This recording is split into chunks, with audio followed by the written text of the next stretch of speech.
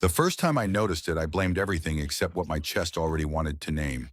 Old buildings make a language of creaks and sighs, faucets cough and pipes stutter, and people who have lived long enough inside the same square footage learn how to translate each complaint. I had lived in that second floor flat for 3 years and could have recited its complaints in my sleep. The refrigerator's dry, punctual tick at 3 in the morning. The radiator's thin thrum when the heat first comes on. The window frame that shifted at dusk and sounded like someone crossing a distant attic. Noise was one of the household appliances of my life, a background setting I rarely thought about.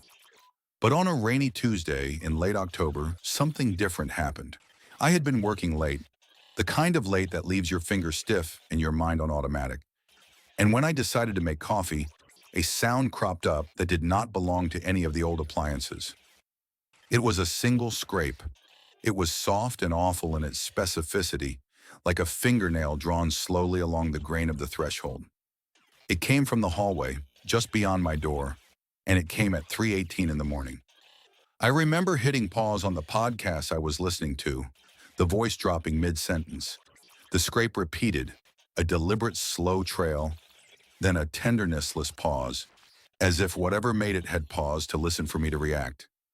I stood with the kettle's copper whistle still in my hand and pressed my cheek to the peephole because it felt, in a way I did not wish to analyze, like the right thing.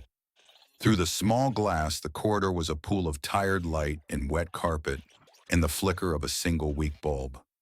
No one was there. When I tell this later, people say the things they always say, the rational things, drafts, mice, sloppy deliveries. I believed them at first. We all want to keep the shape of our lives intact, and sometimes it's easier to fold new noises into old maps. I told myself it was a maintenance man, an absent-minded tenant, a delivery person moving a dolly. But in daylight, the threshold bore a mark I could not reconcile with any of those explanations. 4 tiny crescent notches, shallow but deeply stained, arranged in a staggered line, like a thumbprint of intent. They were not scratches from shoes, nor were they the rasp of keys. They sat in the wood like punctuation marks someone had carved one at a time. I cleaned the area that morning, running a damp cloth over the wood to see if anything would lift. The cloth came away gray. The marks did not. They were darker than the surrounding grain and seemed to drink the light instead of reflecting it. I took a photo, zoomed in until the pixels were fat and raw, and still the image kept the sense of a small, careful cruelty. It was, I thought, time to be attentive. If attention is a kind of daring, I had enough of it to begin what felt like an experiment. Each night I turned the volume of the television down to a hush and sat with my phone's audio recorder on the coffee table. Like a talisman. I kept the lamp on because the apartment's small circle of light felt like a boundary I would not let go of. The scrape happened again, always at 3:18 a.m., and the recorder took it in with that indifferent, honest fidelity machines have. When I played it back the next morning, the sound was there. A slow, gentle drawing, and then a dampened click, like the tip of something small testing whether the grain would break. Beneath it, compressed almost into inaudibility, I thought I heard a breath.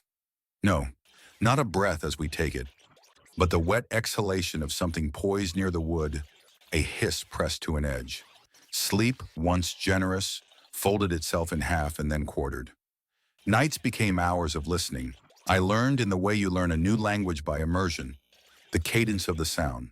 Scrape, pause, repeat. The scrape sometimes moved along the threshold to the left and sometimes to the right, never staying long in one place. Each movement felt like a question, and no matter what I did, no matter whether I stood and peered or sat and recorded, I felt that question directed at me. I spoke about it to my neighbors in the most casual, community way I could muster. The man below me claimed he had never heard it.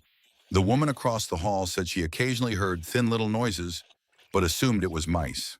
They smiled and closed their doors as if by doing so they sealed me into an eccentric corner of the building. It is easier often to let oddities live in your neighbor's apartment than to admit they have migrated to yours.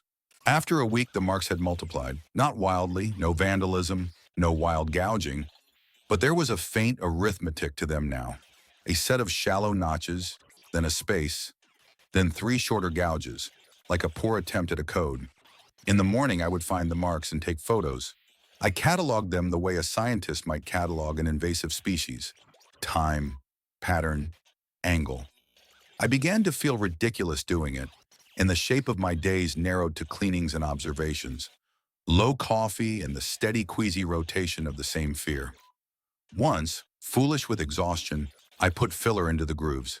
I smoothed it down, sanded the area, and painted a thin line of color over the patch, assuming that a human hand had been at work and that this mundane fix might erase the minor trauma like a bandage. Later that afternoon, returning from the grocery store, I found the filler knocked out of the channel, not torn away, not scraped off by a tool, but pressed out as if something behind the wood had pushed against it from the inside, forcing the paste outward like a secret. The smear had fingerprints that were too small to be mine. This detail, how small it was, how intimate, stayed with me more than anything else. A break-in announces itself in shards, open closets, scattered drawers, missing things. But touch is an announcement that says you were noticed and no one has asked permission.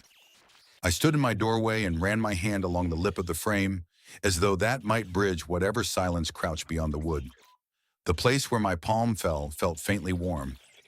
Weeks unfurled like this, a rise of attention I could not extinguish. I consulted message boards in the early morning hours and left thin, private posts in anonymous corners. Someone wrote back once, and in a single line told me to stop recording because they notice.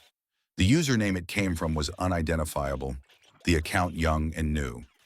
I saved the message, and, like the others, it lived among the rest of my small evidences: photos, timestamps, a pattern. The scraping did not escalate into obvious violence. It escalated in intimacy. It learned ways to be near me without showing itself. It knocked on the wood in rhythms that matched odd fragments of songs I could not fully remember. It left wet marks that smelled faintly metallic on the jamb and evaporated before I could examine them properly. Sometimes it would make a sound like someone running a finger along a coin. Sometimes it sounded like someone whispering just out of range of the microphone, syllables that dissolved when I tried to transcribe them. Once, hidden behind the scrape and the whisper, the audio caught the sound of a small cough, the kind of cough a child might have if it had been breathing for a long time in the wrong kind of air. I am not a man given to superstition. I tell myself to be careful how I talk about these things, because speech shapes things. But there were moments when the domesticity of the apartment, its coffee machine and its laundry basket, the stack of books I never got to, managed to make the extraordinary feel possible. The scrape became less of an event and more of a presence. It had schedules. One night, after 3 sleepless days, I let all my defenses down in a different way. I set microphones in the corners, a motion camera in the hallway pointed to my door, and then I sat at the small kitchen table with my elbows on the wood, watching the black lens like a hawk. I drank coffee that had cooled too much and pretended I was not afraid. The scrape came at 3:18, as I had long grown to expect. It moved along the threshold and then stopped as if something had rested a palm to the grain. As the sound sank into the room, the peephole fogged from the inside. I am telling you this exactly as I remember. The glass, which had been dry all evening, formed condensation like breath on a November window, a roundness spreading outward until the world beyond the lens blurred. It was as if a warm mouth had pressed to the tiny circle and breathed. It happened slowly enough that I had time to think about the strangeness of breath on glass, the intimacy of it, the way breathing transmits life. If anything should have made me run, that did. But I found I could not move. As the fog grew, a voice, so soft it would have been sensible to dismiss it, spoke a single word through that wet glass. The word was open. It was no shout, no demand. The voice had the patience of someone who expected you to comply in time. It held a tenderness, which is the thing that terrifies because tenderness is not the first thing one expects when being addressed by a presence one cannot see. I wrapped my hand around the doorknob because touching metal is an anchor sometimes. My fingers felt small and the metal was cool. The chain on the inside caught the eye of my palm, and the absurdity of it arranged itself like a charm, a small human thing that promised delay. I did not open. When the morning came the next day, the peephole was clear. There was no condensation, no imprint, nothing to suggest the night's intimacy had ever happened. My audio channels reported a clean, slightly hollow silence. Yet I had the memory, a physical, undeniable memory, of the breath and the word. Memory in that island of early coffee and bright light felt precarious, like an island threatened by tides. The scraping continued. The code of marks on the jam became more structured. I traced them in the mornings with a finger that jittered slightly and drew notes on the back of envelopes. It read to me like a sequence. 3 short marks, a long one, then 2 small ones. I had become a person who listened for punctuation. One evening in December, as frost raked the edges of the window and the building's pipes sang like low instruments, I found a small folded note under my door at dawn. It was cheap white paper, fluted at the edges from being handled in damp. Inside, in cramped, shaky letters, were 2 lines. Not alone. Don't look. There was no signature. The paper smelled faintly metallic, as if touched by coins left in rain. I held the note and felt both foolish and leveled by a certainty I could not place. The flimsiness of the paper and the strength of the sentence created a horrible ratio in my chest. I left the note on the kitchen table and tried to go about the day. I did not tell my friends. Who could I tell? Someone would offer to stay over perhaps, and I could imagine them coming and the noise adapting to new ears, slipping away like something embarrassed. There is a privacy to fear that wants to remain secret, perhaps because secrets are the only garments we think will conceal us properly. The text messages I received the next night were unhelpful. Concern wrapped in a joke, offers to book me a hotel, someone suggesting I call a locksmith. The locksmith would cost money, and the hotel would cost more, and none of it would explain how a silence can teach you a pattern. The scraping by then had become selective. It tapped in time with small mechanical things in my life. It mimicked the ticking of my old mantle clock. It echoed the rhythm of my breathing as I fell asleep. Once it altered the cadence to match the pattern of a childhood nursery rhyme, and for a day I could not stop repeating the fragment in my head like a terrified, grateful child. What hardened my nerves more than anything was how the building itself began to withdraw into reticence about it. People avoided my questions, spoke around them, laughed too large when asked. If you live in a city long enough, you learn the economy of private horrors. How within a block there can be 5 people who have seen something, and 1 person who will speak of it, and a crowd who will close the door and pretend. My building contracted into a smaller social space as if the scrape had carved it in 2. Those who noticed and those who intentionally did not. One night the scraping changed again. It stopped being a methodical, teasing irritation and became insistence. There were 3 solid knocks upon wood, heavy, not tentative, the sort you make when you think someone refuses to hear you. They came spaced apart with the precision of someone counting the beats of the universe. When they landed, the chain on my door vibrated like a plucked string, and my entire frame hummed with the sensation of being told something in a voice that shares more of a posture than a sentence. I pressed my ear to the wood like a fool. The grain was warm. Under the knocks, I could feel the city's heart, an ambulance somewhere far off, a neighbor's late television, the wash of rain against the windows. It was not that the scrape had silenced other life. It had placed itself into the seams between those lives and tuned itself to them. After those knocks, the footsteps in the hallway changed. There were nights when I would hear the faint shuffle of something pacing at the exact length of the landing between my door and the stair rail. It did not move far. It just measured and measured.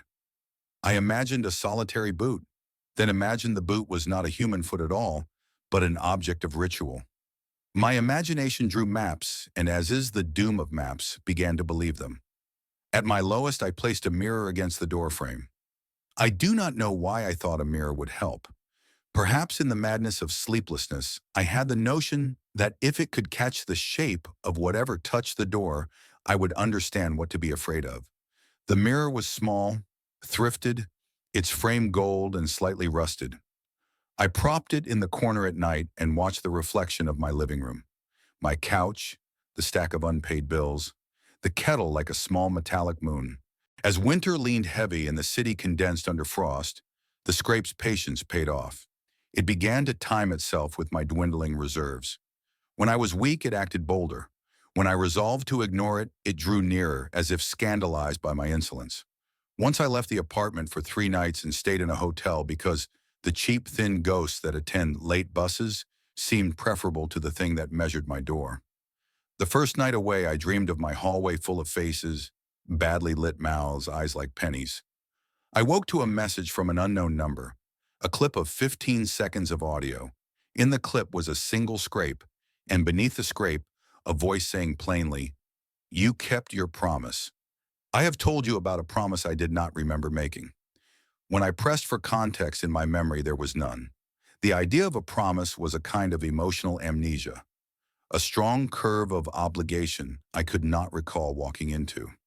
It is possible my mind, ravaged by nights, had invented a contract to keep itself coherent. It is also possible the scrape is patient in ways that make it feel owed.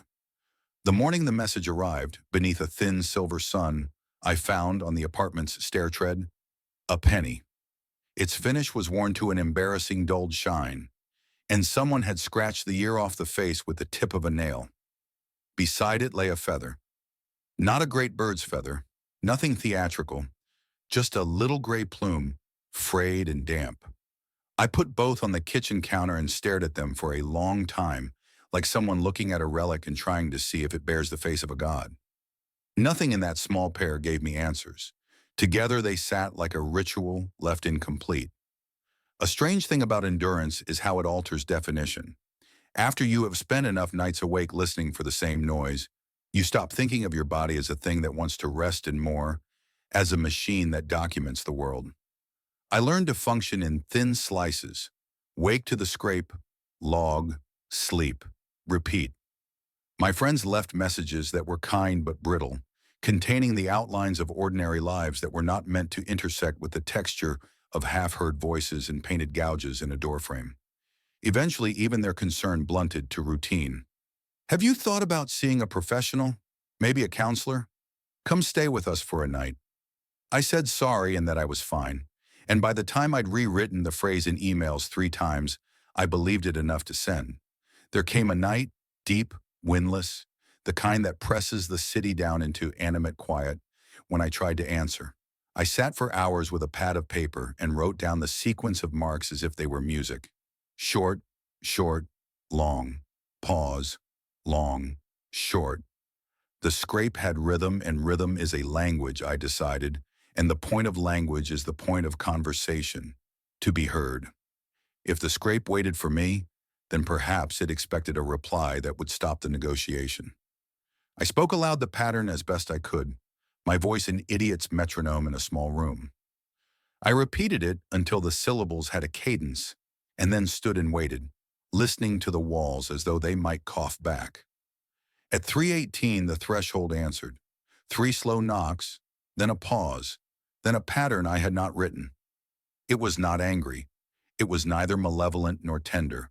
It was interested in the fact of me speaking as though that alone were a gift. Something about the exchange made me foolishly brave. I unlocked the chain and bolted the door in a ritual that felt both childish and necessary. I wondered then if doors are not designed to keep things out, so much as to give us the illusion of a boundary.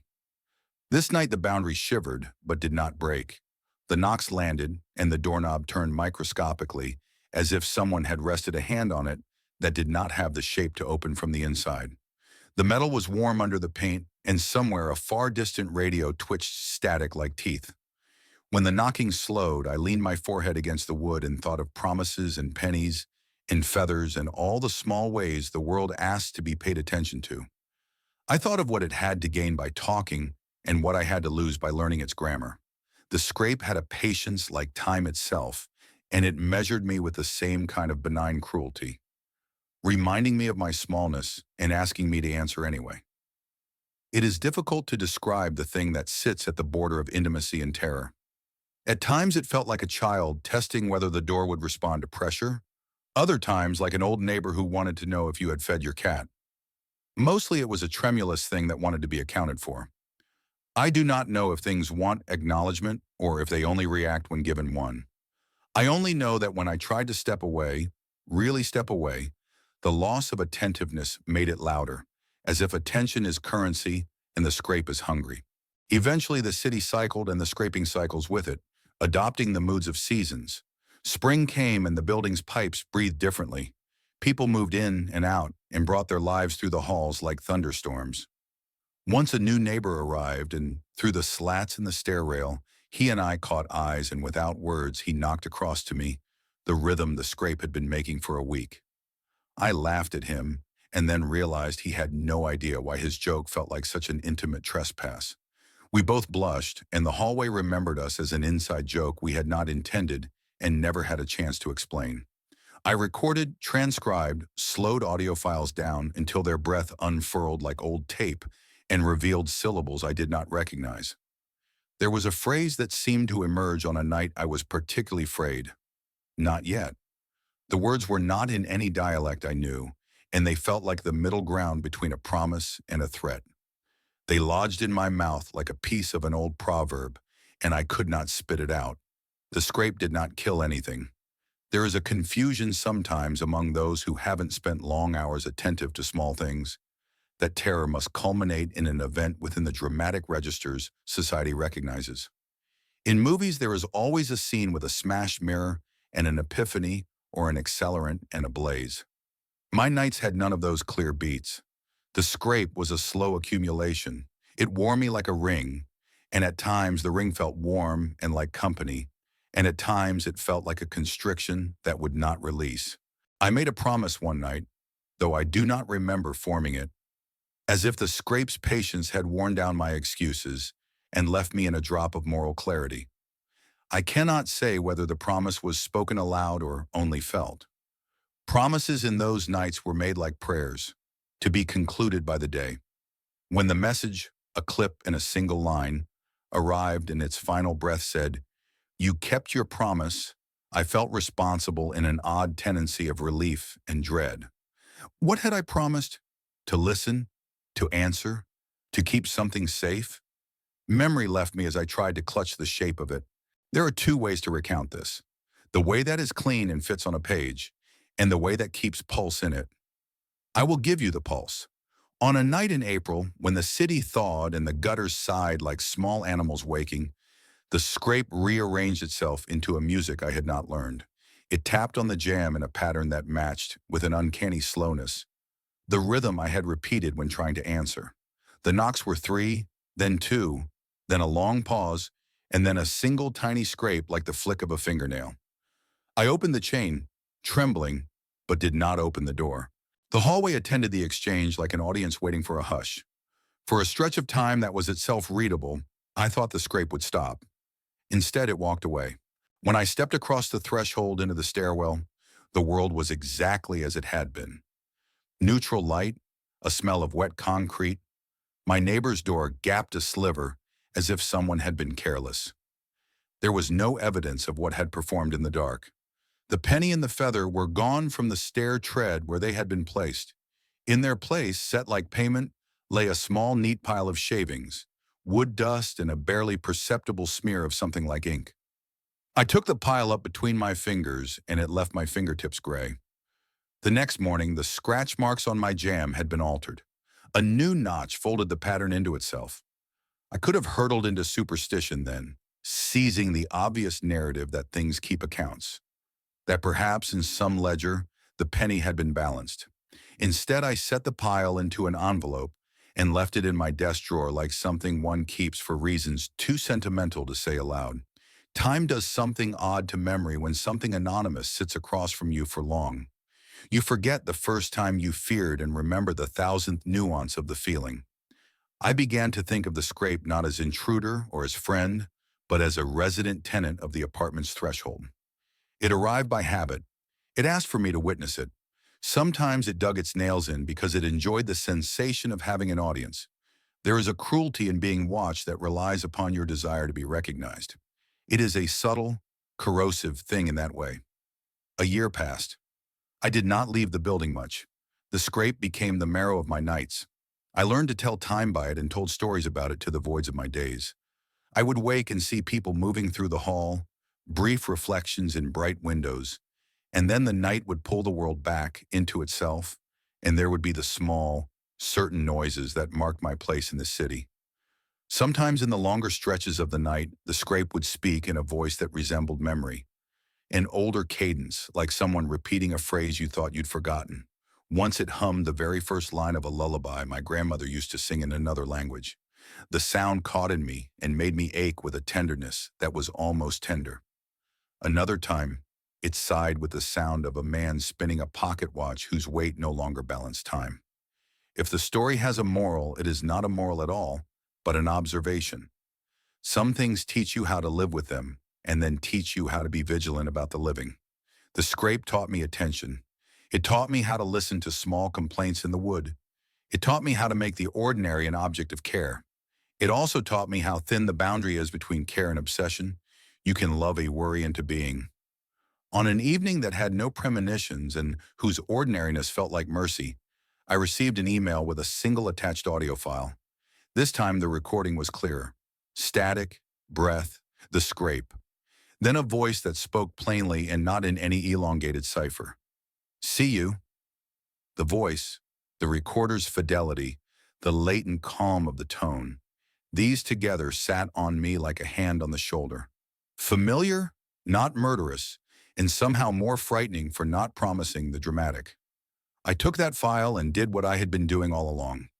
I played it soft, recorded my own breathing, and wrote down the times it stopped and began, the small noises that hid in its folds. I sat for a long time with the window open and the city exhaling below. I thought of what it meant to be seen by something that did not need you to be sighted in the same way you need to be seen by people. The scrape was a creature of attentions and of promises and of small coins on stairs that neither balanced nor paid. You asked me once, someone, somewhere, that if the scrape stopped, would I feel relief? I cannot say. Some nights the silence is a reprieve, and some nights it is an error that the world will correct. At this point, the scrape's absence would feel like a wound, as if the apartment had lost an organ it depended upon for rhythm. I had let it carve rituals into me, checking the peephole, leaving the lamp on, answering when it asked. The scrape and I had become a strange domestic duet. When the scrape next visited, because it does in its season and not mine, there is a small thing I do. I stand and listen, and then I speak back. I say nothing clever. I say the name of the time, the hour, the weather. I tell it I have had coffee or that I am tired. Occasionally it replies by scratching a little phrase into the wood, and sometimes it does not. That pattern alone should seem ridiculous. A man who keeps conversation with the sound of a nail on a threshold. Yet ridicule is the temperature of despair. You find solace where you can. If you are listening now and you feel tempted to laugh because this is not the sort of ghost story that resolves in thunder, I am with you. My nights never rose into spectacle. They blossomed into an intimacy I could not refuse. I am not seeking pity, nor am I seeking proof. I am offering what I have learned, that attention can create a form, and that forms recognize when they are named. A scrape becomes a habit becomes a neighbor, and a neighbor eventually presses a penny into the stair tread and waits. If you were in my apartment now, you would see a small lamp on, a mug gone cold in the sink, a kitchen table bowed with dishes. You would see a door that holds a pattern of tiny healed scars, like the runes of someone else's handwriting. You would hear faintly, if you were patient and very still, the scrape along the jamb, slow, deliberate, patient, an inquiry more than a claim. I live alone, as I said at the start, yet on some nights the apartment does not feel empty. There is the scrape, and there are the notes, and there are pennies and feathers, and the memory of a promise I cannot place. There is a ledger that is not accounted for, and an insistence that something beyond the wood wants its margin noted. If you stand in front of my door and press your hand to the grain, you will find warmth. You will find an echo. Do I sleep? Sometimes. Do I never sleep? Often. Do I live with fear? Yes, but fear, like anything you tend, shapes you slowly into an altered thing. You become someone who can hold many textures at once: the mundane, the uncanny, the neighborly. You become someone who will say, if asked, that the scrape taught you to love the small details. Though love is a generous word, and this feels like a cheaper, fretful economy that asks the same. Attention is currency. Perhaps that is exchange enough. Tonight the scraping began, as always, at 3:18. I sat and I listened, and I answered in a small voice. The scrape paused, and then, as if satisfied by the encounter, or perhaps only amused, it moved along the door's edge and faded into the building's breath. The kettle clicked on in the next apartment over. A dog barked twice like punctuation. For a moment the city felt normal. For a moment love and vigilance and terror all folded into one steady thing. If you wanted a tidy end, I cannot provide it. Stories that end neatly are for someone else's consumption. The scrape continues. I continue. I arrange pennies in jars and fold feathers into envelopes and leave them in drawers for later proof or for superstition's sake. I have learned to stop asking for finality. The door keeps its secrets like any human does. The hallway will remember us, perhaps, as a case of a man and a sound who learned to bargain. So I say the one small truth I know. The noise behind my door never stopped, and I live alone. And if you come by at 3:18 some night and listen long enough, maybe you will hear it too. The careful, patient trail of something at the bone of the world asking to be witnessed. If you do not laugh. Be polite. Knock once and reply. Ask its name. It might tell you, or it might tap a tiny pattern on the wood and disappear, and you will be left with a story. Not fully resolved, not wholly terrifying. A story that will live in the small hours where people keep their quiet economies and their fragile promises.